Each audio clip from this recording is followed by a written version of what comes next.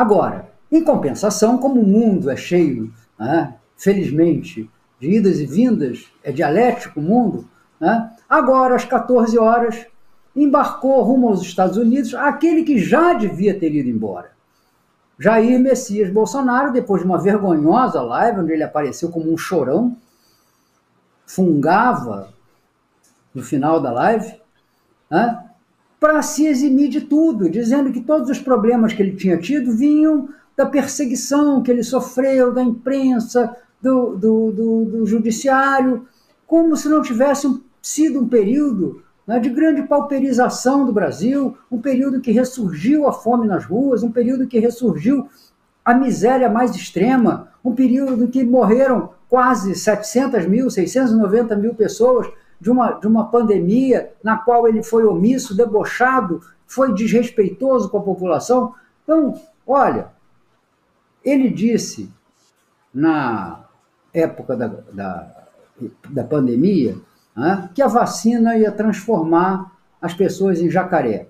Pois é possível dizer hoje que Jair Bolsonaro está chorando lágrimas de crocodilo, não de jacaré, mas de um parente dele. Então, foi-se, embarcou lá com a dona Michele, vai passar o seu período de férias, quem sabe vai andar lá comemorando os 50 anos do Disney World, lá em Orlando, vai fazer a sua festa. E sai, coitado, posando de vítima, quando ele foi, a rigor, o algoz do povo brasileiro em todos esses anos. Mas, Conde, por isso mesmo é que a vida é uma coisa maravilhosa. Ela vai e volta. Estou eu aqui, saindo do armário, quer dizer, saindo do armário, não, tirando o paletó do armário, tirando o paletó do armário, depois de 10 anos que eu usei pela última vez um paletó, para estar amanhã lá na festa de posse do Lula, lá no Itamaraty. Você vai para Brasília amanhã? Nem sei como, porque chegou o convite agora, às 11 horas da manhã, mas eu vou. Vai dá um jeito no paletó. O difícil não é o paletó, o difícil é a posse. O paletó é como montar o ministério. O Lula está errado, não é mais fácil, mais difícil montar o ministério do que ganhar a eleição. Não, o difícil é ganhar a eleição. Ô Brito, deixa eu perguntar então, o que você achou? Peraí, o que você achou desse ministério, dos ministérios que foram anunciados ontem? Nós tivemos aí muita gente criticando a nomeação para as comunicações, mas foi uma engenharia que só a inteligência do Lula foi capaz de montar. Eu queria um balanço teu sobre a composição desse ministério aí. Olha, isso aí eu vou me lembrar de uma imagem que o Brizola fazia. Entendeu? Isso é uma procissão. Você só tem que cuidar daqueles que vão carregar mesmo o andor ali. Quem está pertinho da imagem e que se sacudir pode derrubar a imagem. O resto da procissão tem muito menos importância.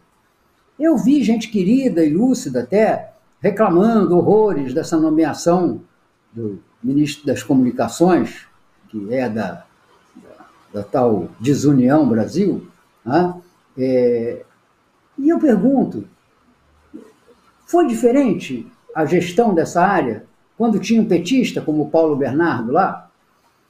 Na área de comunicações, o que nós tivemos de novo, de original, do progressista, não veio de um ministro das Comunicações, veio do Franklin Martins, da Secretaria de Comunicação ocupada pelo Franklin Martins, que fez o projeto de modernização da regulação de mídia, antevendo, inclusive, aquilo que nem existia, mas passou a existir, que foi o comportamento desestabilizador que as redes sociais passaram a cumprir a partir da segunda metade da segunda década do século, 2015, mais ou menos em diante. Entendeu? Então, eu não ligo muito para isso. Isso aí, quem tem que se preocupar em controlar esse ou aquele ministério periférico, claro que não os essenciais, como o da Fazenda, e daqui a pouco a gente fala sobre isso, são as pessoas que estão interessadas na corte, as pessoas que nunca guardaram 10 anos o paletó no armário, e que agora tem que ficar tirando lá as cracas dele, Não são as pessoas que estão sempre atrás das posições, sempre atrás dos lugares. É aquele que diz em relação aos governos: eu preciso ser contemplado. Quando somos nós que, quando chegamos ao governo, precisamos contemplar permanentemente o interesse da população. Não é brinquedo que o Lula vai ter que enfrentar. Lula tem 30% ou menos até do Congresso Nacional. Ele precisa dessa coalizão. Não é uma questão dele gostar ou não gostar. Não é uma questão dele convidar para tomar uma cervejinha e comer a picanha que ele prometeu lá na casa dele. Não. Não é uma coisa pessoal. É uma necessidade política. E olhe lá, porque está muito mal suprida com essa falta de coesão desse União Brasil, que é um saco de gatos. Né? Então, isso é uma bobagem. Entendeu? Nós podemos ter pessoas excelentes no Ministério com um desempenho desastroso. E podemos ter pessoas, né, até ideologicamente mais diferentes de nós, mais à direita, mais conservadoras, que tenham um desempenho fantástico nessa gestão. Eu não me incomodo muito com isso. Acho que o importante está sendo feito e está sendo dito. Hoje, por exemplo, nós tivemos o anúncio das duas presidentas da Caixa Econômica Federal e do Banco do Brasil. Tá? São duas mulheres funcionárias de carreira, uma que tem 30 anos de Caixa Econômica, a Rita Serrano, e a Tatiana, que tem mais de 20 no Banco do Brasil. Tá? E o Haddad, depois de apresentá-las, disse o essencial ali, respondendo a uma pergunta: qual é a prioridade? A prioridade é aquilo que foi colocado, prometido pela população durante a campanha, que é o programa Desenrola. Porque nenhum país pode ter uma vitalidade nas relações de consumo, nas relações de crédito, se você tem mais de 70% das famílias inadimplentes, devendo água, devendo luz, devendo prestação, carnê atrasado, e elas fora do mercado de crédito. Então, isso que é o essencial. Isso é o importante. O importante é a gente entender que política econômica se faz com duas coisas.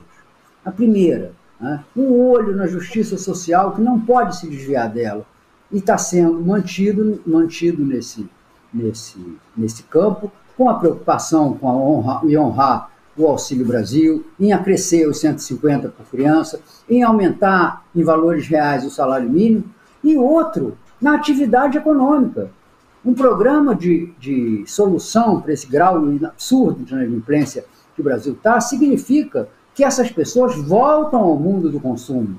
Elas podem voltar a fazer um crediário, a comprar uma geladeira, um fogão, um liquidificador, aquelas 12 prestações de R$ 9,95, que seja, coisa que elas não podem agora porque elas estão parando no Serasa, parando no SPC. Então, esse tipo de coisa é o importante. Porque peitar, nas condições que nós temos hoje, peitar o grande sistema hegemônico de comunicação não vai existir. Nós vamos poder fazer pequenas conquistas que independem de ser José ou Antônio, ou Zé Maria, quem está no Ministério. Podemos alargar os espaços de democratização da mídia, mas não tenhamos dúvida de que desregulamentar esse sistema, que o Brasil mantém, que servia para 40 anos atrás, mas não serve hoje, que permite a formação de monopólios ou oligopólios de comunicação, não é a tarefa imediata que nós temos. Nós precisamos ganhar forças, nós precisamos acumular forças até chegar a esse ponto. O que nós temos que fazer agora é aquilo que a população entende, a melhora direta da sua vida real.